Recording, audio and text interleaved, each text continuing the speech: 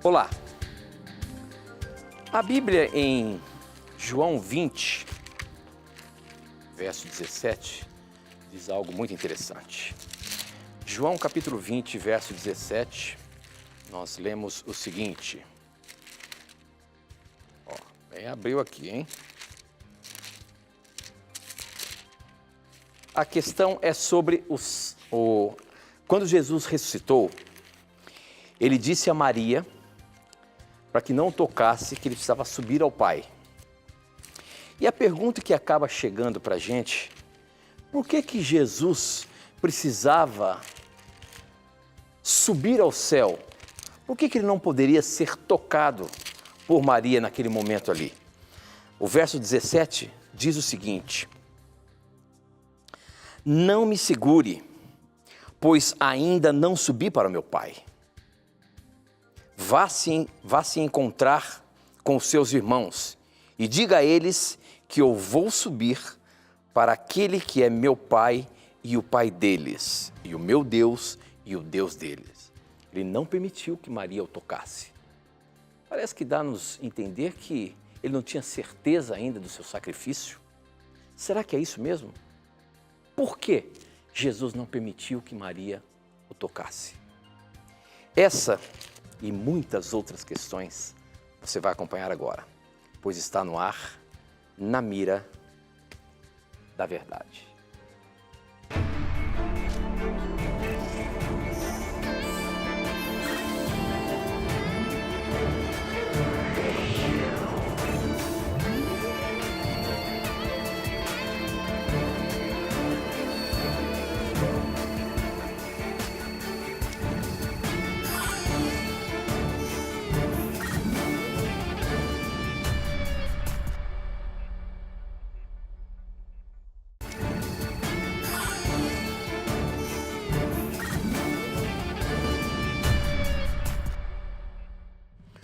Olá, seja muito bem-vindo. Estamos começando mais uma vez o programa Na Mira da Verdade e sempre é muito bom ter a sua companhia aqui com a gente.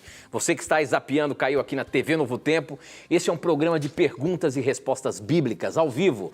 E você pode tirar as suas dúvidas bíblicas, teológicas, alguma coisa que de repente você não tenha entendido muito bem o que a Bíblia quer dizer. Então, manda pra gente. Eu vou dizer daqui a pouquinho como que você faz para mandar, tem alguns canais onde você pode mandar e eu recebo aqui na hora e você vai compreender a resposta dada a você baseada na Bíblia. E quem está pronto para responder a sua dúvida na Palavra de Deus e está na mira da verdade é ele, professor Leandro Quadros. E aí, professor, tudo bem? Tudo bem, Tito. Contente porque estamos aí em mais um programa com o nosso telespectador, nossa telespectadora, amigo internauta também. A sua pergunta será muito bem-vinda, esperamos poder lhe ajudar a compreender mais a Bíblia ou pelo menos estimular você a passar mais tempo com este livro. Que Deus te abençoe, obrigado pelo seu carinho e pela sua audiência. Muito bem, estamos aí já chegando perto do fim do ano, essa é a última semana antes do Natal, com certeza perguntas vão chegar aqui sobre a questão do Natal e a gente vai colocar na mira. Mas hoje nós abrimos o programa sobre a ressurreição de Cristo, algo inusitado que aparece ali no capítulo 20 de João, verso 17, onde ele diz para que Maria não o tocasse. Ele ia subir ao Pai ainda, né? Dando a entender de que parece que o sacrifício ainda ele não tinha certeza ainda se tinha dado certo ou não. Será que é isso mesmo? Afinal de contas, a pergunta que chegou aqui, sendo Jesus glorificado e onipresente, Deus, por que disse a Maria que estaria subindo ao Pai? Professor Leandro Quadros, como que a gente consegue entender melhor essa questão que Jesus disse aqui para Maria não o tocar antes dele subir ao Pai? Veja, os estudiosos, eles não têm uma resposta assertiva sobre esse texto, né? Existem algumas teorias e eu creio que há muita coerência num comentário de Ellen White, né, um comentário que ela faz sobre esse texto no livro Desejar Todas as Nações. Mas antes de apresentar esse comentário dela, eu quero mostrar para você os textos bíblicos que fazem com que ela tenha essa opinião, tá? Então, se você for, por exemplo, em comentários, bíblias de estudo, você vai ver que as pessoas têm opiniões diferentes, porque não é um assunto claro no texto bíblico, mas é possível fazer algumas deduções lendo alguns textos, tá? Então, por exemplo, aqui, Jesus tinha ressuscitado, e aí, em João capítulo 20, a partir do verso 16, é dito assim: disse-lhe Jesus, Maria. Ela, voltando-se, lhe disse em hebraico, Rabone, que quer dizer mestre. Recomendou-lhe Jesus, não me detenhas, porque ainda não subi para meu Pai. Mas vai ter com meus irmãos e dize-lhes, subo para meu Pai e vosso Pai, para meu Deus e vosso Deus. Então, quando ele ressuscitou, ele disse claramente que ele ainda não havia subido para o Pai. Então, isso aqui já desmonta a doutrina da imortalidade da alma, né? Porque se Cristo tivesse morrido e ido na presença de Deus, ou em algum lugar intermediário, ele teria ido na presença do Pai. Mas ele, domingo pela manhã, ele ressuscita e diz o seguinte, eu ainda não subi para meu Pai, mas eu subo para meu Pai. Então, isso indica que para ele ser não detido no sentido de ser adorado, né? Ele queria primeiro subir ao Pai. E por quê? Veja, Jesus sempre foi divino, né? Só que ele se tornou divino humano. Sendo assim, certos atributos dele, né, como onipresença, onisciência, eles foram velados. Tá? Ele não deixou de ser Deus, de forma alguma. Só que a natureza divina dele se misturou com uma natureza humana. E o que acontece? Em Mateus 24:36, ele mesmo disse, né, que sobre o dia e a hora da volta dele, ele não sabia, mas apenas o Pai. Já em Colossenses 2:3, depois que ele é realmente glorificado e fica no céu e é entronizado, Paulo diz que nele habita toda a plenitude do conhecimento. Todos os tesouros do conhecimento, diz o texto, estão escondidos nele. Então, óbvio, quando ele é glorificado e entronizado, ele reassume, né, todos os seus atributos. Ok? Então, Cristo, ele ressuscitou, mas ele não ressuscitou como um ser glorioso, senão ele não teria nem andado entre as pessoas. Como que um ser humano vai conseguir contemplar Cristo na sua glória? Isso é impossível. Por isso que João 14 diz que o verbo se fez carne, ou seja, Jesus é chamado de verbo porque é o agente ativo da criação, é a palavra criadora de Deus. Então é óbvio que para ele poder aparecer aqui como humano, ele tinha que se tornar ser humano. Não deixou de ser Deus. Só que a sua divindade, diríamos assim, foi velada por sua humanidade. Então ele ressuscitou, mas ele foi realmente glorificado quando ele sobe em definitivo. Quer um exemplo? Quantas pessoas foram ressuscitadas na Bíblia e não foram glorificadas? Né? Filho da viúva de Sarepta, 2 Reis capítulo 4, né? Um outro filho de uma outra mulher que Elias, Deus usou Elias para ressuscitar em 1 Reis 17, né? A filha de Jairo, pessoas que foram ressuscitadas não foram glorificadas. Então, ressurreição não pressupõe glorificação, né? Só na volta de Cristo em relação a nós. Então, são coisas bem diferentes. E aí, quando nós lemos esse texto aqui, uma coisa curiosa, no verso 17 ele não aceitou adoração. Já no verso 28 acontece algo diferente. Olha que interessante. Respondeu-lhe Tomé, Senhor meu e Deus meu, disse-lhe Jesus, porque me viste e creste? Bem-aventurados os que não viram e creram. Veja, aqui quando Tomé diz para Jesus, chama-o de Deus, Cristo não o repreendeu por isso, aqui ele aceita ser adorado como Deus. Então, com base nesses textos, como eu falei para você, não é uma coisa clara, mas é possível você fazer deduções, Ellen White comenta muito bem que Cristo primeiro queria estar na presença de Deus para ter a certeza de que o seu sacrifício pela humanidade foi aceito e depois, quando ele volta, né? E depois dessa certeza, diz Atos 1 aqui, 13 e 4, ele ficou mais 40 dias aqui, aparecendo para os seus seguidores, dando instruções e tudo mais. Depois que ele volta aqui, ele tem certeza, né, do sacrifício ter sido aceito, ele aceita a adoração de Tomé. E depois de uns 40 dias ele volta definitivamente para o céu, aí reassume a sua glória, usa todos os seus atributos, como diz Colossenses 2:3, né? Até a onisciência ele volta a ter todo o conhecimento. E então eu vejo muita coerência nesse comentário de Ellen White. Ele preferiu primeiro ter certeza da aceitação do seu sacrifício, para depois receber novamente adoração. Tá? Então, dentre os comentários que eu já li sobre esse texto, eu creio que o mais coerente é esse. Agora, lógico, você não vai deixar de ter a salvação se você não crê desta forma, se você tem uma outra interpretação do texto. Esse não é um ponto doutrinário, não é uma questão de princípio, não é uma questão de salvação. E certo é que há vários textos bíblicos, né? Por mais que os eruditos estudem, se aperfeiçoem no conhecimento, há textos bíblicos que nós teremos uma compreensão plena só na eternidade. E por quê? Porque é a palavra de Deus. Né? A Bíblia é a perfeita palavra de Deus na imperfeita linguagem humana. Então, por ser de autoria divina, é óbvio que há coisas divinas na Bíblia que teremos um pleno conhecimento na eternidade. Mas eu vejo muita coerência nessa explicação de Ellen White. E se algum telespectador crer de outra forma, também isso não vai afetar na sua salvação. Muito bem, estamos apenas começando. Para você participar, você pode mandar as suas perguntas por SMS, o número é 12 98151 0101. Você manda, eu recebo aqui na hora, como já está chegando um monte de perguntas aqui, não para de avisar aqui o aparelho telefônico. Você pode também participar através das nossas redes sociais, Facebook, namiradaverdade.nt, Instagram, @namiradaverdade. Participe aí, mande as suas perguntas pra gente. Essa que chegou aqui do SMS já tem a ver com o final de ano, as festas. Olha só a maneira como ele faz a pergunta aí, professor, e coloca você na mira. Meu nome é Rubem Rogério, de Porto Alegre, parabéns pelo programa. Neste período de pré-festa de final de ano, lendo Colossenses 2,16, portanto, ninguém vos julgue pelo comer, ou pelo beber, ou por causa dos dias de festas, ou da lua nova, ou dos sábados, que são sombra das coisas futuras, mas o corpo é de Cristo. A pergunta é como é que fica a questão de comer carnes imundas, frutos do mar, beber álcool, bem como o sábado.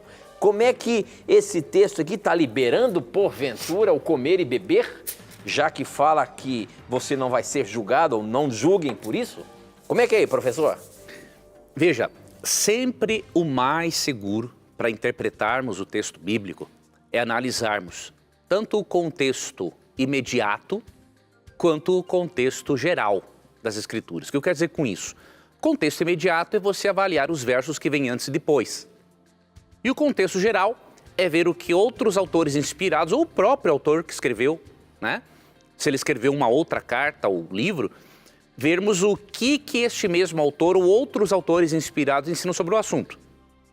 Então, por exemplo, o que Paulo, que escreveu Colossenses, ensina sobre alimentação, entre outros textos? Então, 1 Coríntios 10:31, ele diz assim: portanto, quer comais, quer bebais ou façais qualquer outra coisa, fazei tudo para a glória de Deus. Então, Paulo diz que nós podemos, pelo nosso alimento, glorificar a Deus, honrá-lo ou desonrá-lo. Então, se por meio daquilo que comemos ou bebemos nós podemos honrar a Deus ou não, quer dizer que é uma questão importante. E não tem como não ser, porque o ser humano é um ser biopsicossocial. Aquilo que afeta o meu corpo afeta a minha mente, o que afeta a minha mente afeta o meu corpo. Essa é a compreensão holística do ser humano, não como a nova era ensina. Né, holismo no sentido de ser integral, aspecto físico, mental, espiritual, social, tudo tem que estar se desenvolvendo harmonicamente para a pessoa ter realmente saúde, em todos os aspectos da vida. Tá? Então, 1 Coríntios 10:31 mostra claramente, Paulo diz que nós podemos honrar a Deus ou desonrá-lo por meio da comida e por meio daquilo que nós bebemos. Tá? Então, Paulo não poderia, em Colossenses 2,16, estar sendo contra aquilo que ele mesmo disse em 1 Coríntios 10:31, e ele não poderia estar sendo contra Levítico 11. Por quê? Em João 5:46 e 47, Cristo disse que se alguém não crer nos escritos de Moisés, não crê em Cristo também, porque Moisés escreveu a respeito de Cristo. Então, essa separação entre Antigo e Novo Testamento, em referência aos livros bíblicos, ela não existe. A Bíblia é uma coisa só. Tá? Em relação a Colossenses 2,16, em que contexto sábados, né, e comida são mencionados? Vamos ler aqui dos versos 16 até o 23. E aí nós vamos contextualizar este versículo. Então já fizemos uma análise breve, né, do contexto geral. Vimos o que Paulo ensina sobre alimentação em outro texto, agora vamos para o contexto específico. Alguns versos depois ou antes e depois, não é? Ninguém, pois, vos julgue por causa de comida e bebida, ou dia de festa, ou lua nova, ou sábados. Porque tudo isso tem sido sombra das coisas que haviam de vir. Porém, o corpo é de Cristo. Ninguém se faça árbitro contra vós outros, pretextando humildade e culto dos anjos. Olha aqui, ó, em que contexto essas observâncias de dias de festa, lua novas e sábados e comida e bebida, em que contexto isso está sendo mencionado? Claramente no contexto de sincretismo religioso, tá? Eles estavam observando dias, festas, né, e fazendo usos de alimentos num contexto religioso em que que anjos estavam sendo cultuados. E Paulo é contra isso, a Bíblia é contra isso.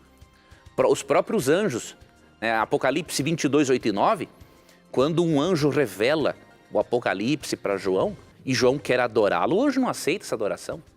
Ele diz assim, não faça isso. Eu sou um servo de Deus assim como você. Adore a Deus. Então a Bíblia é contra o culto aos anjos. E aí Paulo continua, ó, pretextando humildade, culto aos anjos, baseando-se em visões, enfatuados, sem motivo algum, na sua carne carnal.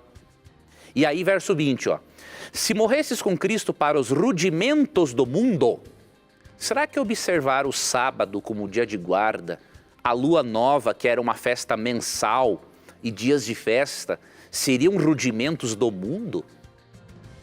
Será que a lei de Levítico 11 para não comer carnes imundas seria um rudimento, um mandamento do mundo? Não, quem deu foi Deus.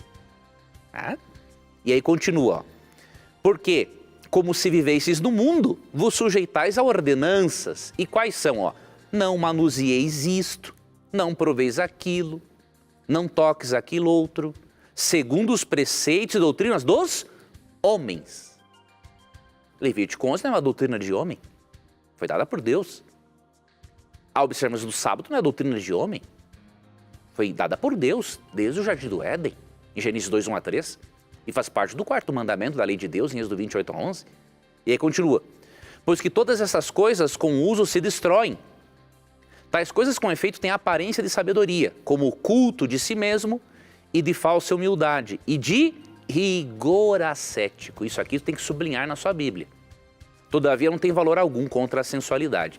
Olha em que contexto estão mencionados sábados, dias de festas e comida. Num contexto em que há culto dos anjos, as pessoas não podiam manusear e nem tocar em certas coisas, e fala aqui ó, no verso 23, rigor ascético. O que é o ascetismo? Tá? É a crença de que você tem que privar o corpo do prazer físico, né? Seja pelo alimento ou seja pelo sexo, privar o corpo do prazer físico para o espírito se desenvolver. Isso é uma filosofia pagã. Então, Paulo não está combatendo o Levítico 11, ele está combatendo o rigor ascético, em que as pessoas se privam até mesmo de um alimento bom para que o espírito, entre aspas, se desenvolvesse. E os sábados são mencionados por quê? Porque tanto o mandamento do sábado, né, dias de festa são períodos anuais, lua nova mensal, sábado semanal, tudo isso estava sendo observado num contexto de sincretismo religioso em que Cristo estava sendo deixado de lado. Então não se pode usar esse texto para tentar contradizer o restante das Escrituras. Muito bom, professor, muito bom. Nós temos que ir para o intervalo, mas olha só o que vem aí para você saber o que vem depois do intervalo. Boa noite, a paz do Senhor Jesus, meu nome é Giovana, moro em Vassouras, no Rio de Janeiro, sou da Assembleia de Deus, gosto muito do programa e a minha pergunta é a seguinte, nos dias da ceia do Senhor, os pastores perguntam para os irmãos se há alguém que queira pedir perdão para algum irmão antes de tomar a ceia. Eles dizem que se pedimos perdão, não seremos condenados de irmos para o inferno. E eu gostaria de saber se isso é bíblico. Então, essa pergunta, essa resposta, você vai ter daqui a pouquinho, depois do intervalo. Não sai daí não, a gente volta já já.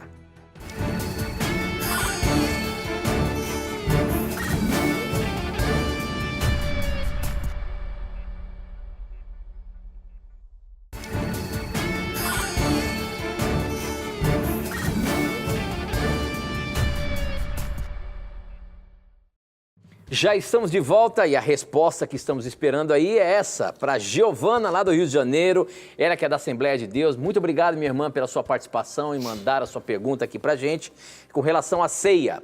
Professor Leandro Quadros, vou fazer de novo aqui a pergunta, tá? Nos dias da ceia do Senhor, os pastores perguntam para os irmãos se há alguém que queira pedir perdão para algum irmão antes de tomar a ceia. E eles dizem que se pedirmos perdão, não seremos condenados a irmos para o inferno. Eu gostaria de saber se isso é bíblico. A Bíblia fala alguma coisa disso? Que para você tomar a ceia do Senhor, você tem que estar em paz com o seu irmão? E se você precisa fazer isso tempos antes de tomar a ceia, como é que é? E outra, se eu porventura tomar a ceia com algum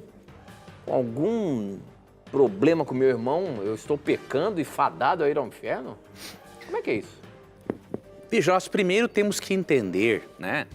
Ali em Apocalipse 22:12, Mateus 11:27, né? Diz que nós somos julgados de acordo com as nossas obras. O que isso indica? Não que somos salvos pelas obras, né? Mas as obras, elas são um termômetro da fé. E obras está no singular. Então, Deus jamais vai condenar alguém, ou melhor, obras está no plural e não no singular. Então, Deus jamais vai condenar alguém por atos isolados. A pessoa teve uma vida cristã, dedicada a Deus, e em algum momento da vida, porque ainda ela não estava preparada emocionalmente, ela tomou a ceia sem ter pedido perdão a um irmão que ela ofendeu. E aí Deus vai jogar essa pessoa no inferno por isso. Não tem nada a ver com o que a Bíblia ensina.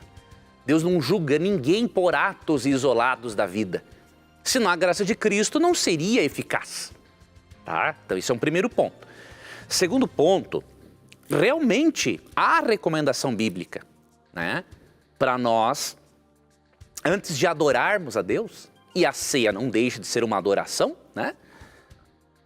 Há recomendação sim para nós resolvermos as diferenças com os nossos irmãos, tá?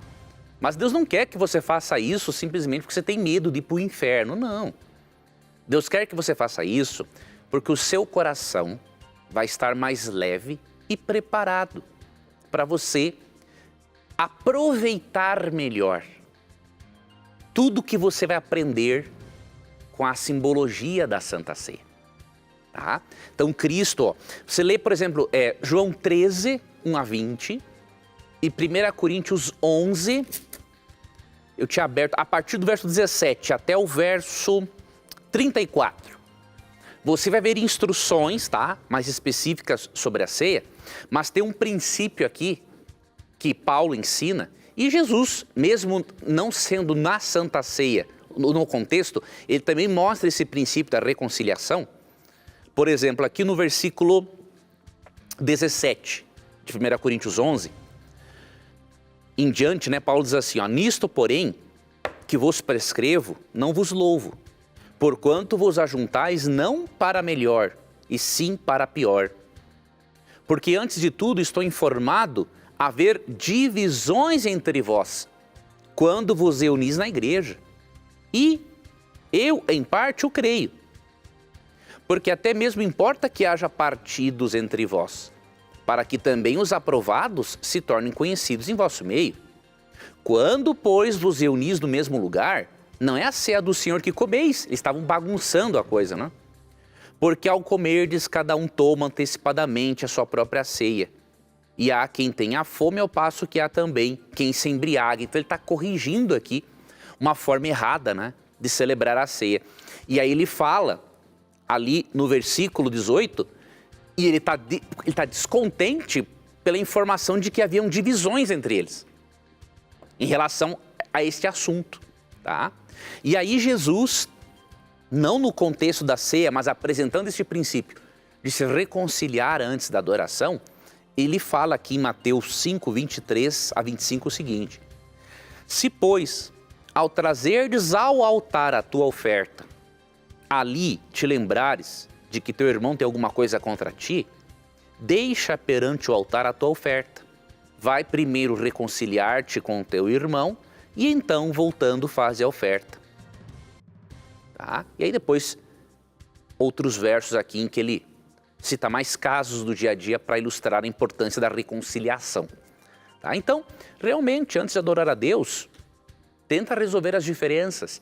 E uma das formas muito boas de resolver essas diferenças é seguir a orientação de Cristo em João 13 de fazer a cerimônia do lava-pés. Poucas igrejas cristãs fazem isso, mas o lava-pés, podemos dizer, é uma espécie de um mini batismo, tá? Em que você ali está se reconsagrando a Deus e quando você, nesse ato simbólico, né, lava os pés dos seus irmãos de forma real, obviamente, mas o ato é simbólico em que sentido? Você está dizendo simbolicamente que você não é melhor que aquela pessoa e aquela pessoa, ao lavar os seus pés, está dizendo também, eu não sou melhor do que você. Então é um momento muito bom para limpar o coração do ódio, da amargura, da raiva com as pessoas e aí ir para a ceia, ir para a adoração com um coração mais leve e desfrutar daqueles momentos. É difícil? Lógico que é difícil, não é fácil, porque nós somos egoístas por natureza. Mas se você der um passo de obediência, Deus vai facilitar o processo para você e você vai ver que você vai ser a pessoa mais beneficiada. Mas, Leandro, e se a pessoa não quiser? O problema é dela. O que diz Romanos 12, 17? No que depender de você, esteja em paz com todas as pessoas. Se a outra pessoa não quer, é ela que vai acertar com Deus. Agora, você resolve a questão, porque a mágoa é um veneno que você prepara para você mesmo. Hoje já tem estudos científicos que comprovam, né, que a pessoa que não consegue, que a pessoa que não perdoa, ela tem risco bem maior de diabetes, de colesterol, problemas cardíacos. Então, quando Deus pede para perdoar, é para nosso próprio bem-estar, tanto espiritual quanto físico e emocional. Muito bem, professor, muito bem. Olha só as perguntas chegando aqui pelo nosso Instagram. A Bernadette, ela diz o seguinte: por favor, me dê uma explicação. A árvore, o pinheirinho enfeitado, não é pagã? Não é um emblema pagão? Tenho visto dentro das igrejas evangélicas. E porque me lembro desde pequena, quando a minha mãe, que é espírita, montava o pinheirinho, e eu depois de adulto também montava. Faz pouco tempo que estou na igreja adventista e vejo que também tem árvores enfeitadas. Estou amando os ensinamentos da Bíblia na escola sabatina e também gosto dos senhores do Na Mira da Verdade. Rapaz, nós estamos velhinhos mesmo, hein? Senhores? Senhores do Na Mira da Verdade, mas a gente não pode negar mesmo. Puxa vida. Os senhores do Na Mira da Verdade. Deus os abençoe e guarde todas essa emissora Novo Tempo. Obrigado, minha irmã, por participar aí. Professor Leandro Quadros. Senhor professor Leandro Quadros, essa questão Senhor da árvore... Tito. Essa questão da árvore de Natal, meu amigo. Essa é a questão que todos os anos acabam perguntando pra gente. Porque existe no meio evangélico crenças de que realmente a árvore de Natal é uma coisa assim, diabólica quase, sabe? Uma coisa que o pessoal diz que tem a ver com ocultismo, com aquelas bolas, né? Que eram cabeças de duendes, eu sei lá o que mais. Tem um monte de coisa que fala aí. Afinal de contas, eu acho que vale a pena falar mais uma vez aí para as pessoas que estão chegando agora aí no Na Mira da Verdade, para poder entender bem essa questão aí. O que tem a ver esse negócio de árvore de Natal, professor? Pode ou não pode? É bíblico ou não é bíblico? Não sei nem se é bíblico ou se a Bíblia permite ou não permite. Como é que a gente pode colocar isso na mira da verdade? Veja, existe uma tendência entre todos os cristãos, tá? De ler a Bíblia descontextualizadamente. As pessoas já não pensam mais exegeticamente. O que é pensar exegeticamente, né? Exegese é você fazer um estudo do texto para entender o propósito original do autor. Então, quando a pessoa lê o texto e pensa, esse texto deve estar dizendo isso para mim. Não, não é assim. Eu tenho que ler pensando o seguinte, o que o autor original tinha o propósito de transmitir? É assim que eu tenho que ler a Bíblia, tá? Então, por exemplo, quando você lê Jeremias 10, e ali Deus fala, né, contra as árvores que os israelitas tinham, ali não tem nada a ver com árvore de Natal, ali são os postes ídolos. Eles construíam postes, tinham altares próximos a árvores para adorarem divindades pagãs. Não tem nada a ver com árvore de Natal. Então pegaram Jeremias 10 para falar da árvore de Natal, é uma descontextualização do texto absurda, tá? Então veja, não existe entre os historiadores um consenso sobre a origem da árvore de Natal, mas a crença mais aceita, tá, é de que bem provavelmente surgiu com Martinho Lutero, pai do protestantismo. E se há uma coisa que Martinho Lutero deixou de ser quando trabalhou na reforma protestante, foi de ser idólatra, né? Conta-se a história, né, que Martinho Lutero, numa noite de Natal, ele, ao olhar para o céu, ele achou bonita aquela imagem das estrelas brilhando entre os galhos de pinheiros. E alguns historiadores dizem que ele pegou um galho daquele pinheiro e levou para dentro de casa e enfeitou para os filhos. Não há um consenso, tá? Mas é a história mais aceita. Então dizer que é uma invenção pagã não é verdade. Tá? Não é verdade. Agora, eu gosto muito das orientações. A Bíblia não fala em ter uma árvore ou não ter uma árvore de Natal. Então você tem que avaliar o princípio. Existe alguma coisa na Bíblia que proíba você enfeitar a sua casa? Não. Deus, ele é contra não a arte, ele é contra a veneração ou adoração da arte. Ok? E aí, eu recomendo para você e para qualquer cristão que tiver interesse, ler o capítulo 77 deste livro aqui, ó. Esse é um livro muito bom para toda a família cristã, O Lar Adventista, de Ellen White. Aqui tem um capítulo 77 intitulado O Natal. Aqui existe, por parte de Ellen White, para mim, a opinião mais equilibrada sobre este assunto. Tá? E entre as coisas que ela diz, ela chega a dizer aqui, ó, sobre a data, não é mesmo que Jesus não tenha nascido em 25 de dezembro, ela fala que o dia não deve ser passado por alto. Ela fala que o dia pode ser utilizado para um bom propósito, inclusive evangelístico. E aí, sobre a árvore de Natal, olha aqui que resposta equilibrada, página 482, ó. Deus muito se alegraria, ou seja, não é pouco, né? Deus se alegraria muito. Deus muito se alegraria se no Natal cada igreja tivesse uma árvore de Natal, sobre a qual pendurar ofertas grandes e pequenas para essas casas de culto. Não tem nada de pagão. Já pensou se toda a igreja tivesse uma árvore de Natal para as pessoas também darem ofertas de presente para Deus? E aí ela continua. Não há particular pecado em selecionar um fragrante pinheiro e pô-lo em nossas igrejas. Mas o pecado está no motivo que induz a ação e no uso que é feito dos presentes postos na árvore.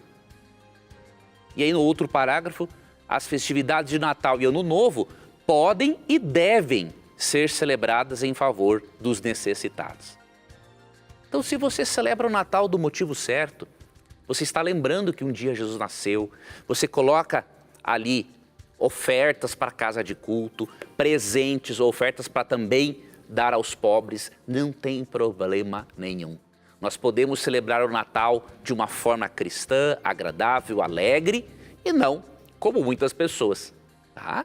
Então não tem pecado algum, não tem problema algum e eu vejo muita coerência nesse capítulo 77 do livro O Lar Adventista, tá? Então eu creio que vale a pena seguirmos essas orientações. Tem outras aqui sobre presentes, por exemplo. Ela até recomenda dar presentes úteis para as pessoas, como por exemplo livros. Não é que só livros são presentes úteis, né? Mas o princípio é o quê? Dê presentes úteis. E entre esses presentes úteis estão livros, ok? Então, tira da tua mente, minha irmã, meu amigo, essa ideia. O Natal é uma coisa pagã, as bolinhas da árvore de Natal representam as cabeças das crianças que eram sacrificadas ao deus Moloque. Isso é conversa de gente que não sabe o que está dizendo. Se nem os historiadores têm um consenso sobre o assunto, camarada que nunca foi historiador ou comentarista bíblico quer saber mais do que os outros sobre o assunto.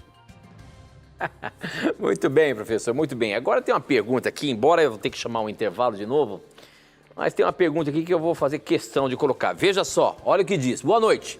Vocês sempre respondem as mesmas perguntas, aí fica fácil. Ele está dizendo aqui. No livro de 2 Reis, capítulo 2, verso 11 e 12, e também no livro de Ezequiel 1, verso de 1 até o 28, não é a prova na Bíblia de que Elias foi abduzido e da visita de seres de outros planetas? Olha aí a pergunta dele. Será que Elias foi abduzido e tiveram presença de ETs aqui, levando Elias? Sendo as pessoas que daquela época interpretaram errado o que estava acontecendo como algo divino?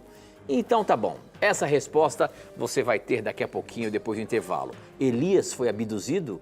Será que algum ET o levou? Não sai daí não, a gente volta já.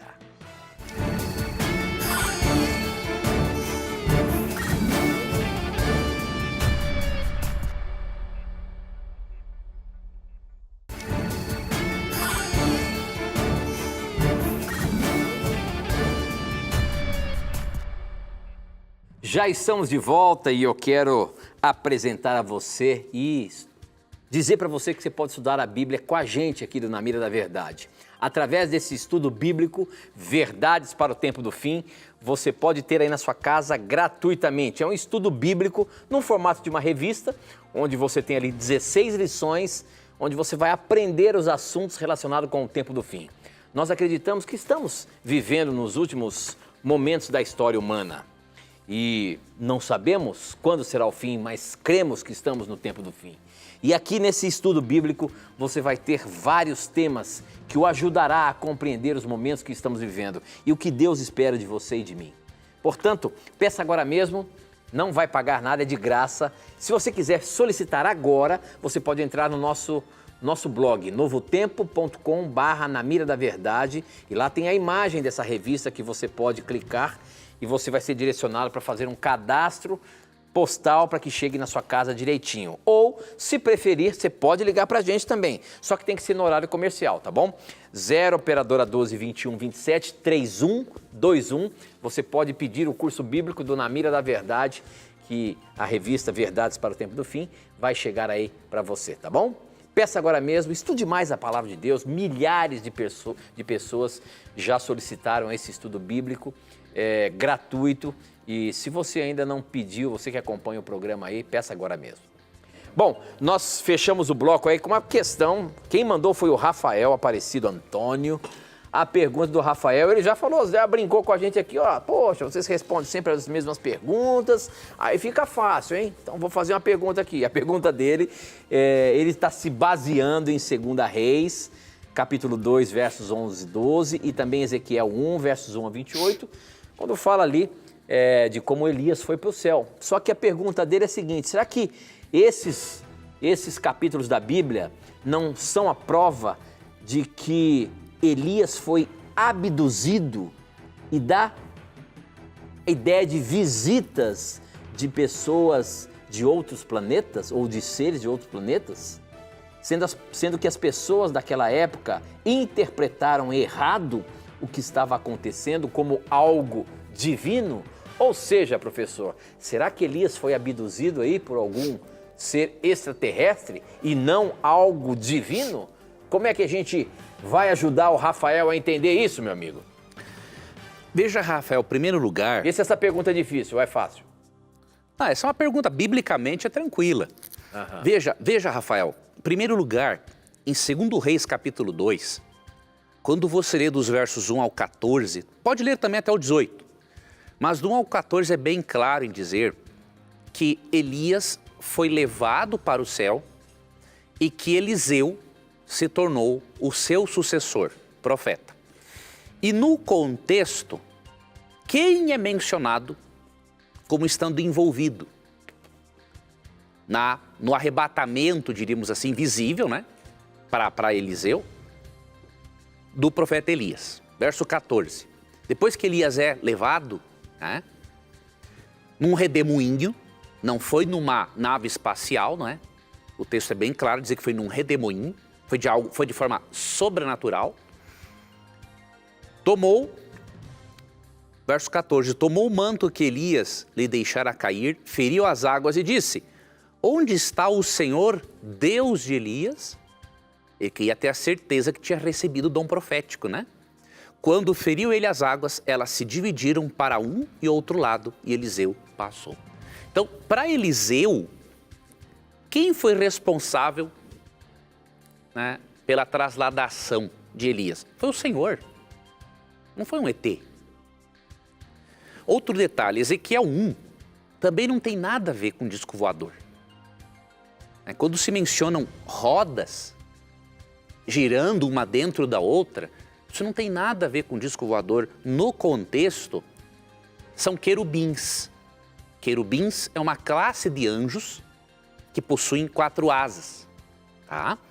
E nesse contexto, esses anjos, esses querubins, têm rostos diferentes. Leão, boi, águia, ser humano, com uma simbologia, óbvio. Os eruditos não têm uma resposta ao significado dessa simbologia, né? Porque aparecem-se com rostos de boi, de homem, de águia. Mas o que os eruditos têm um consenso? Que essas rodas que se moviam quando se moviam os querubins, não eram quando se moviam os ETs, quando se moviam os querubins, né? Significa o seguinte, que Deus tem o controle, a história do povo de Israel nas suas mãos. Então isso é possível entender. Agora os detalhes realmente não se tem uma compreensão. E agora quando você diz assim, será que eles não entenderam errado a questão da abdução? Ó, mesmo sem querer, você está assumindo uma posição de que você sabe mais do que o profeta que é inspirado. E eu não recomendo que você pense assim. Por quê? 2 Pedro 21 diz o seguinte: porque nunca, jamais qualquer profecia, inclusive a de Ezequiel capítulo 1, é óbvio, né? Porque nunca, jamais qualquer profecia foi dada por vontade humana. Entretanto, homens falaram da parte de Deus, movidos pelo Espírito Santo. Então, como que você vai imaginar que você e eu entendemos este evento melhor que Ezequiel, que foi inspirado, melhor que o autor que escreveu 2 Reis? Não tem como, meu irmão. Então nós precisamos de 2 coisas. Primeiro, lermos a Bíblia contextualmente. Eu não posso olhar na Bíblia um trecho, um símbolo e já querer da minha cabeça dar um significado. Não. Eu tenho que ir ao texto bíblico. E se não há um consenso, se não há uma coisa clara que explique, vamos ficar com aquilo que está claro. E segundo ponto, você não pode em nenhum momento, como estudante da Bíblia, pensar que você sabe mais do que o profeta que é inspirado. Você e eu somos, e qualquer estudante da Bíblia, qualquer cristão, nós somos iluminados para entendermos o texto, mas nós não somos inspirados. Tá? Então não assuma essa postura, porque aí você não vai estar tendo a humildade necessária para ouvir o assim diz o Senhor. Muito bem, temos agora uma pergunta que chegou para a gente através do vídeo aí pelo WhatsApp. Vamos ver o que a Beatriz quer perguntar. Olá, pastor Leandro Quadros, Tito, adoro o programa de vocês. A Mira da Verdade é uma bênção, um excelente programa. E aqui em casa a gente sempre assiste. E eu moro aqui em Estância Velha, meu nome é Beatriz, Estância Velha, Rio Grande do Sul. A minha dúvida é o seguinte, eu ouvi falar que Eva não foi a primeira esposa de Adão, que antes houve Lilith, que se rebelou contra Adão e foi banida por exigir igualdade em relação ao esposo desde o princípio. Isso é verdade? Minha querida irmã, minha telespectadora, meu telespectador, veja, eu posso garantir para você que à luz da Bíblia, com respeito, né? A gente está falando isso aqui, mas brincando ao mesmo tempo, mas é um assunto sério, né? Essa questão de Lilith ter sido uma das esposas de Adão, isso é uma viagem na maionese sem tamanho, tá? Do ponto de vista bíblico, a humanidade descendeu apenas de Adão e Eva, né? Então, em Gênesis 1, 26 e 27, nós vemos em que momento Deus criou Adão e Eva. Sexto dia.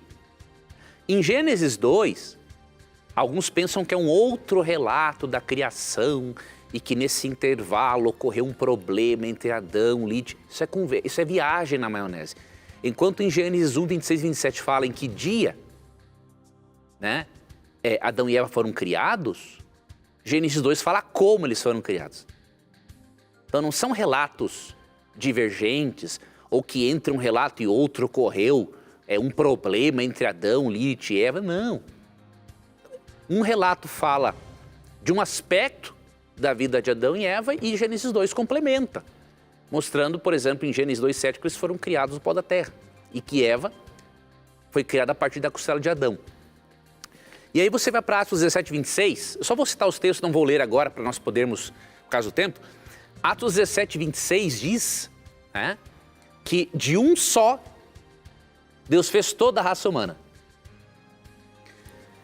E Gênesis capítulo 3, verso 20, é claríssimo em dizer que Adão colocou em sua mulher o nome de Eva, e diz assim, Gênesis 3, 20, porque ela é a mãe de todos os viventes.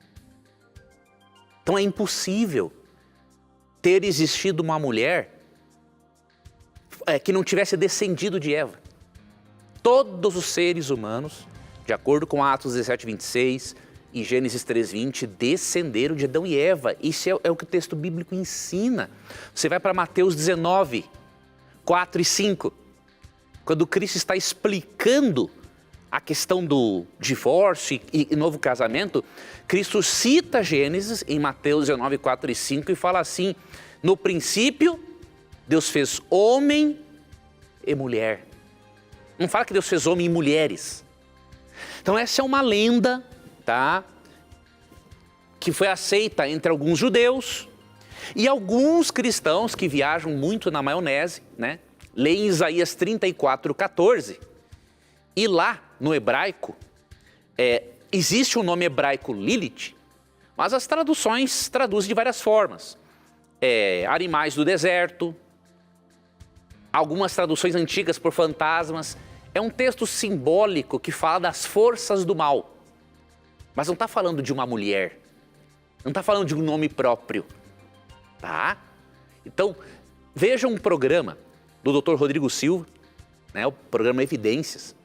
Vá no canal do programa, digita lá Lilith, né, com TH no final, e você vai ver um programa em que o Dr. Rodrigo Silva explica a origem dessa crença judaica, desse mito, e ele mostra, né, com bem mais detalhes, que não há uma razão para acreditarmos numa barbaridade dessas aí. Muito bem, professor, muito bem. Temos ainda mais 3 minutinhos, acho que você vai conseguir responder essa pergunta. Olha só. Gostaria que me respondessem qual é o critério bíblico para se colocar alguém como profeta nos nossos tempos. Os profetas não canônicos, né? O que difere eles de pastores, missionários, evangelistas e os trabalhos que eles realizam? Quem mandou essa pergunta foi o Carlos. Obrigado, Carlos, de Parnamirim, Rio Grande do Norte, pela sua participação. Professor, a Bíblia nos orienta alguma coisa aí? Temos 2 minutos. A Bíblia menciona, sim, que existem 2 tipos de profetas verdadeiros, tá? Não estou falando dos falsos, né? Mas a Bíblia fala que existem os profetas canônicos e os não canônicos. O que é um profeta canônico, Leandro? Em resumo, profeta canônico é um profeta que tem livros na Bíblia. O não canônico, ele não tem livros na Bíblia, tá? Mas Não existe diferença a nível de inspiração. Nós não cremos, por exemplo, que um profeta é mais inspirado do que outro. Não tem meio termo. Ou é inspirado por Deus ou é pelo diabo. Tá? Agora, óbvio que um profeta não canônico, ele está sob a autoridade do profeta canônico. E aí você vê aqui em 2 Crônicas 9:29, um exemplo, né, disso que eu estou te dizendo. E também em 1 Crônicas 29:29 você pode ler. Mas aqui diz assim, ó. Quanto aos mais atos de Salomão, tanto os primeiros como os últimos, porventura não estão escritos no livro da história de Natã, o profeta, e na profecia de Aías, o silonita, e nas visões de Ido, o vidente, acerca de Jeroboão, filho de Nebate. 3 profetas são mencionados aqui e nenhum deles tem livro na Bíblia. Não existe na Bíblia um livro de Natã, um livro de Aías e nenhum livro de Ido. Mas foram profetas do mesmo jeito. Então há na Bíblia, sim, a referência a profetas canônicos e não canônicos. Muito bem, professor, muito bem. Infelizmente, o nosso tempo acaba muito rápido, né? A gente não consegue responder todas as perguntas que chegam aqui pra gente. Mas eu falo para você, não desista. Continue mandando suas perguntas, que a qualquer momento ela é pescada e você vai ter a sua resposta baseando-se na Bíblia. Professor Leandro Quadros, a gente se encontra a semana que vem, se Deus quiser. Boa noite, Feliz Tito. Natal para você, afinal de contas é Natal aí na próxima final de semana, né? Feliz você Natal também, a você, Tito. Feliz Natal a você também que nos acompanha aí, que Deus abençoe ricamente. Você também, um Feliz Natal para o Tito, para a família, para o meu irmão, o Sandro, a Isabela, as crianças. O meu irmão hoje está aqui, né, na mira conosco. Deus abençoe meu irmão, a Isabela, minha cunhada. E que Deus te abençoe, telespectador. E lembre-se que sempre que você tiver a coragem de perguntar, a Bíblia terá coragem de lhe responder. E você sabe, aqui as questões sempre estão na mira da verdade. Até o nosso próximo encontro. Tchau.